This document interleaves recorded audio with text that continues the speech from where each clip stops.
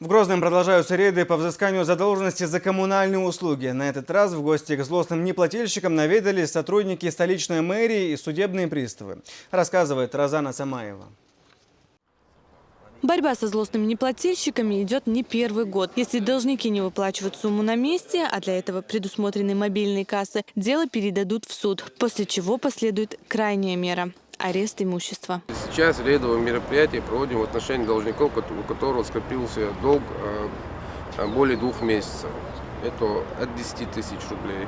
Но есть жители, которые имеют очень большие суммы задолженности. Это 100 и свыше 100 тысяч рублей, 200 тысяч рублей. То есть практически никогда не оплачивали.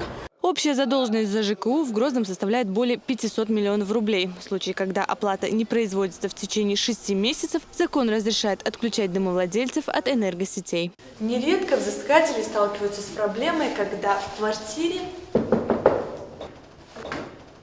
никто не проживает, а хозяин имущества задолженность за коммунальные услуги не выплачивает. К сожалению, наши горожане считают, если человек не проживает в квартире, то есть имеет собственности и не проживает, то он не должен платить. Это не так.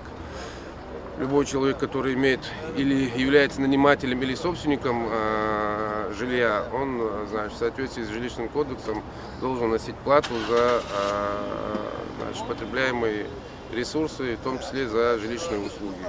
Мы передаем в суд дела и через судебные органы взыскиваем.